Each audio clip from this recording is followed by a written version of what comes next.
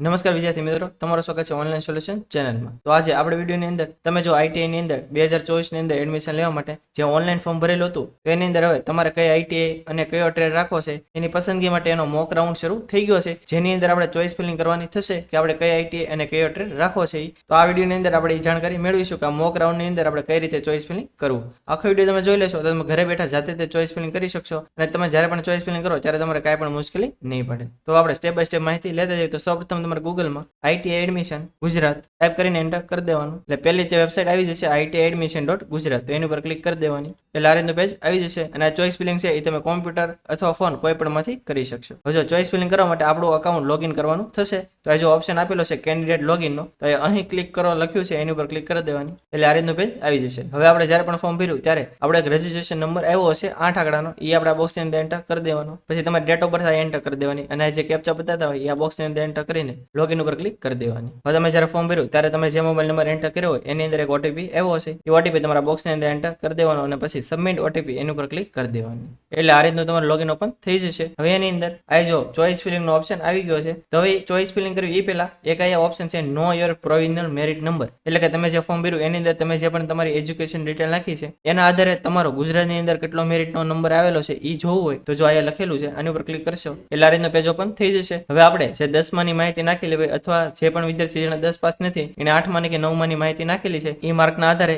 SSC merit mark કેટલા થતા છે એ ઓટોમેટિક લખેલું આવી જશે અને એ માર્કના આધારે ગુજરાતમાં જેટલા પણ આઈટીઆઈ ના ફોર્મ ભરાણા છે એ મુજબ તમારો મેરિટમાં કેટલામાં નંબર આવતો હશે એ લખેલું આવી જશે। આ ઓપન મેરિટ નંબર છે અને જો કોઈ એસસી એસટી ઓબીસી માં કેમ આવતું હોય તો કાસ્ટ મેરિટ નંબર કેટલો છે એ પણ લખેલું આવી જશે। એવી રીતે અલગ અલગ લખેલું આવી જશે। આ ફક્ત આપણે જાણકારી માટે જ છે, એનો કઈ બીજો ઉપયોગ નહીં થાય। એ ઉપરાંત તમે 12મું કે બીએસસી કરેલું હોય માહિતી નાખેલી હોય તો એનો પણ અહીં લખેલું આવી જશે। હજુ આપણે કઈ આઈટીઆઈ અને કયો ટ્રેડ રાખવો છે એ ચોઇસ ફિલિંગ કરવા માટે આ ઓપ્શન આપેલો છે ચોઇસ ફિલિંગ કરવા માટે એવું લખેલું છે, એની ઉપર ક્લિક કરી દેવાની, એટલે આ રીતનું પેજ આવી જશે। ભાઈ અમુક સૂચના લખેલી છે એકવાર તમે વાંચી શકો છો। પછી અહીં નીચે અલગ અલગ 3 ઓપ્શન આપેલા છે, એમાં પહેલું છે 7, 8, 9, 10 બેઝ ચોઇસ ફિલિંગ, પછી બીજું છે એચએસસી બેઝ ચોઇસ ફિલિંગ અને ત્રીજું છે બીએસસી બેઝ ચોઇસ ફિલિંગ। હવે જો મોસ્ટલી આઈટીઆઈ ની અંદર ટ્રેડ છે એ 10 પાસ ઉપર જ થતા હોય છે, અમુક એવા ટ્રેડ છે કે જે 7 અને 8 પાસ ઉપર પણ થતા હોય છે અને ઇન કેસ કોઈ એવા સ્પેશિયલ ટ્રેડ હોય એ તે ખાલી 12 કે બીએસસી ઉપર થતા હોય છે, બાકી જનરલી બધા કોર્સ છે એ 10 પાસ કે 7, 8 ઉપર થતા હોય છે। એટલે મોસ્ટલી બધા વિદ્યાર્થીને આ જે પહેલો ઓપ્શન છે 7, 8, 9, 10 બે ચોઇસ ફિલિંગ એ તે સિલેક્ટ કરવાનો થશે। તો તમારે આ જે પહેલો ઓપ્શન છે એ સિલેક્ટ કરી લેવાનો અને પછી એગ્રી એન્ડ કન્ટિન્યુ એની ઉપર ક્લિક કરી દેવાની, એટલે આ રીતનું પેજ આવી જશે। હવે આપણે ચોઇસ ફિલિંગ કઈ રીતે કરવાનું એ જોતા જઈએ। તેમાં પેલું છે સિલેક્ટ આઈટીઆઈ ટાઈપ, તો આની ઉપર ક્લિક કરશો એટલે 3 ઓપ્શન આવશે કે ગવર્મેન્ટ આઈટીઆઈ રાખવી છે, ગ્રાન્ટ ઇન એડ એટલે કે અર્ધ સરકારી આઈટીઆઈ હોય એ રાખવી છે કે સેલ્ફ ફાઇનાન્સ રાખવી છે, એવા 3 અલગ અલગ ઓપ્શન આવશે। મોસ્ટલી બધા ગવર્મેન્ટ આઈટીઆઈ રાખતા હોય છે, એટલે આપણે એક્ઝામ્પલ તરીકે આપણે અત્યારે આ ગવર્મેન્ટ આઈટીઆઈ સિલેક્ટ કરી લેવી। પછી સિલેક્ટ ડિસ્ટ્રિક્ટ ની અંદર આની પર ક્લિક કરશો એટલે બધા ડિસ્ટ્રિક્ટ એટલે કે બધા જિલ્લાના નામ આવી જશે। હવે તમારે જે પણ ડિસ્ટ્રિક્ટ ની અંદર આઈટીઆઈ કરવાનો હોય એ તમારી ડિસ્ટ્રિક્ટ સિલેક્ટ કરી લેવાનો અને પછી સર્ચ ઉપર ક્લિક કરી દેવાની। જો જમણી બાજુ બે અલગ અલગ ઓપ્શન આપેલા છે, એમાં પેલું છે આઈટીઆઈ વાઇઝ ટ્રેડ અને ટ્રેડ વાઇઝ આઈટીઆઈ। આ શું છે તો જો પેલો ઓપ્શન છે આઈટીઆઈ વાઇઝ ટ્રેડ એટલે કે આપણે આઈટીઆઈ પસંદ કરવાનું થશે અને આઈટીઆઈ ની અંદર કયા કયા ટ્રેડ થાય છે એના નામ આવી જશે। ઇન કેસ તમે ટ્રેડ વાઇઝ આઈટીઆઈ રાખશો તો તમારે ટ્રેડ સિલેક્ટ કરવાનું થશે અને એ બધી આઈટીઆઈ ના નામ આવી જશે, પરંતુ તમે પેલો ઓપ્શન સિલેક્ટ રાખશો તો તમારે સિલેક્ટ કરવામાં ઈઝી રહેશે, એટલે આપણે પેલો ઓપ્શન જ તે સિલેક્ટ રહેવા દેવાનો। હજુ આપણે ડિસ્ટ્રિક્ટ સિલેક્ટ કરીને સર્ચ કરશું, એ આપણે જે પણ ડિસ્ટ્રિક્ટ સિલેક્ટ કરેલું હોય, આપણે દાખલા તરીકે ભાવનગર સિલેક્ટ કરેલું છે તો ભાવનગરની અંદર જેટલી પણ ગવર્મેન્ટ આઈટીઆઈ આવતી છે એ બધાના નામ એ સિલેક્ટ આઈટીઆઈ નો જે ઓપ્શન છે એની અંદર આવી જશે। હવે આપણે જે પણ આઈટીઆઈ ની અંદર અભ્યાસ કરવાનો થતો એ આપણે આઈટીઆઈ સિલેક્ટ કરી લેવાની। અત્યારે આપણે એક્ઝામ્પલ તરીકે ભાવનગર સિલેક્ટ કરી લેવી। હવે આપણે આઈટીઆઈ પસંદ થઈ જાય પછી સિલેક્ટેડ નો ઓપ્શન આપેલો છે, તો આના પર ક્લિક કરશો તો આપણે જે ભાવનગર આઈટીઆઈ પસંદ કરેલી છે એની અંદર જેટલા પણ ટ્રેડ થતા છે બધાના નામ આવી જશે। હવે તમારે જે પણ ટ્રેડ ની અંદર અભ્યાસ કરવાનો થતો એ તમારે સિલેક્ટ કરી લેવાનું। એક્ઝામ્પલ તરીકે તમારે જો વાયરમેન માં અભ્યાસ કરવાનો થતો હોય તો એ સિલેક્ટ કરી લેવાનું, એટલે વાયરમેન લખેલું આવી ગયું। હવે આપણે જે ચોઇસ કરી છે એ એડ કરવા માટે આ ઓપ્શન આપેલો છે એડ ચોઇસ, એના ઉપર ક્લિક કરી દેવાનું, એટલે જો નીચે કઈ બોક્સ આવી ગયું છે એની અંદર આપણી પહેલી ચોઇસ છે એ વાયરમેન વાળી છે ભાવનગર આઈટીઆઈ ની સિલેક્ટ થઈ ગઈ છે। ઇન કેસ તમારે ભૂલથી જો બીજું કઈ ટ્રેડ સિલેક્ટ થઈ જાય તો તમારે ડિલીટ નો ઓપ્શન આપેલો છે એની ઉપર ક્લિક કરશો એટલે આખી ચોઇસ તમારી ડિલીટ થઈ જશે। હવે તમે આ જે ચોઇસ ફિલિંગ કરો એની અંદર તમારે જે પણ આઈટીઆઈ માં અને જે પણ ટ્રેડ ની અંદર એડમિશન લેવાનું હોય એ તમારે ફર્સ્ટ પ્રાયોરિટી ની અંદર એટલે કે પહેલી ચોઇસમાં રાખવાનું। ઇન કેસ તમને એમાં જો ન મળે તો તમારે બીજો કયો ટ્રેડ રાખવો છે કે બીજી કઈ આઈટી રાખવી છે એ સિલેક્ટ કરવાનું। ઇન કેસ તમે જે બીજું રાખો એમાં તમને ન મળે તો ત્રીજું કયું રાખવું છે એવી રીતે તમારે ઉતરતા ક્રમમાં આખું સિલેક્ટ કરવાનું થશે, એટલે આ એક ખાસ તમે ધ્યાન રાખજો। એટલે તમારે જે પણ ટ્રેડ ની અંદર અને જે પણ આઈટીઆઈ ની અંદર એડમિશન લેવાની ઈચ્છા હોય એને તમારે હંમેશા ફર્સ્ટ પ્રાયોરિટી ની અંદર તમારે રાખવાનું। હજુ આપણે એક ચોઇસ એડ કરી દીધી, હવે તમારે આની અંદર જેટલી પણ ચોઇસ એડ કરવી તમે કરી શકશો, અલગ અલગ આઈટીઆઈ પણ પસંદ કરી શકશો અને અલગ અલગ ટ્રેડ પણ પસંદ કરી શકશો. ઇન કેસ મને વાયરમેનમાં ન મળે તો મારે બીજી ચોઈસ કઈ રાખવી છે એ સિલેક્ટ કરવાનું થશે. તો ફરીથી આપણે ડિસ્ટ્રિક્ટ સિલેક્ટ કરેલું હોય આ સર્ચ ઉપર ક્લિક કરશો એટલે આ ઓપ્શન ખુલી જશે. ફરીથી આપણે આઈટીઆઈ પસંદ કરી લેવાની. પછી ફરીથી આપણે જે પણ બીજો ટ્રેડ રાખવો હોય સિલેક્ટ કરી શકવી છે.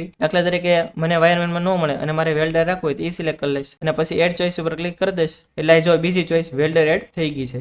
દાખલા તરીકે મને ભાવનગરની અંદર વાયરમેન અને વેલ્ડરની અંદર ન મળે અને મારે વાયરમેન જ કરવું હોય તો બીજી આઈટીઆઈ પણ પસંદ કરી શકું છું. દાખલા તરીકે આપણે ડિસ્ટ્રિક્ટ સિલેક્ટ કરી લીધો, સર્ચ ઉપર ક્લિક કરી દેવાની એટલે આ ઓપ્શન આવી જશે. તો મારે બીજી કઈ રાખવી છે તો એક્ઝામ્પલ તરીકે કોઈ પણ હું સિલેક્ટ કરી લઈશ. પછી સિલેક્ટેડ ની અંદર આ તમે જે પણ આઈટીઆઈ પસંદ કરેલી હોય એની અંદર જેટલા પણ ટ્રેડ થતા હશે એનું નામ આવી જશે. તો આ જો વાયરમેન થાય છે તો હું આ સિલેક્ટ કરી લઈશ અને પછી એડ ચોઈસ ઉપર ક્લિક કરીશ એટલે મારી ત્રીજી ચોઈસ એડ થઈ જશે. એવી રીતે તમારે જેટલી પણ આઈટીઆઈ અને જેટલા પણ ટ્રેડ સિલેક્ટ કરવા હોય એ તમે આ રીતે સિલેક્ટ કરી શકો છો. હવે જો આ તમે જેટલી પણ ચોઈસ સિલેક્ટ કરેલી છે એમાં તમારે ઉપર નીચે કરવું હોય એટલે કે પ્રિફરન્સમાં કઈ ફેરફાર કરવો હોય એ તમે કરી શકો છો. દાખલા તરીકે ત્રીજી ચોઈસ વાયરમેન છે એ મારે બીજી રાખવી હોય તો આ જે એરો છે એના ઉપર ક્લિક કરીશ એટલે એ ઉપર વહી જશે. એવી રીતે જો મારે નીચે લાવી હોય તો નીચેનો પણ એરો આપેલો છે. આ રીતે તમે ઉપર નીચે જો તમારે કઈ ફેરફાર કરવાનો થાય તો તમે કરી શકો છો. હવે જો તમારે જેટલી પણ આઈટીઆઈ અને જેટલા પણ ટ્રેડ રાખવા હોય તમે સિલેક્ટ થઈ જાય પછી તમારે સેવ ચોઈસ નો જે ઓપ્શન આપેલો છે એના ઉપર ક્લિક કરી દેવાની એટલે તમારી પસંદગી છે એ સેવ થઈ જશે. હવે સેવ થઈ જાય પછી આપણે જે પણ સિલેક્ટ કરેલું છે એ બધું ઓકે જ હોય તો હવે આપણે જે આપણી ચોઈસ છે એ લોક કરવાની થશે. તો એની માટે આ લોક ચોઈસ નો ઓપ્શન આપેલો છે તો એના ઉપર ક્લિક કરી દેવાની એટલે તમને પૂછશે કે તમે આ જે પસંદ કરેલી છે એ તમે ઓકે કરવા માંગો છો. આપણે ઓકે ઉપર ક્લિક કરશો તો લખેલું આવી જશે કે પસંદગીઓ સફળતાપૂર્વક લોક થઈ ગઈ છે. આપણે ઓકે ઉપર ક્લિક કરી દેવાની અને આપણે જે પણ ચોઈસ ફિલિંગ કરી છે એની પ્રિન્ટ કાઢવી હોય તો જે ઓપ્શન આવી ગયો છે પ્રિન્ટ ચોઈસ રિસીપ નો એના ઉપર ક્લિક કરી દેવાની એટલે આ રીતની પીડીએફ આવી જશે અને એની અંદર તમે જે પણ ચોઈસ ફિલિંગ કરેલી છે એ લખેલું આવી જશે. અને પછી તમારું એકાઉન્ટ લોગ આઉટ કરવા માટે આ ઓપ્શન આપેલો છે લોગ આઉટ નો એના ઉપર ક્લિક કરી દેવાની.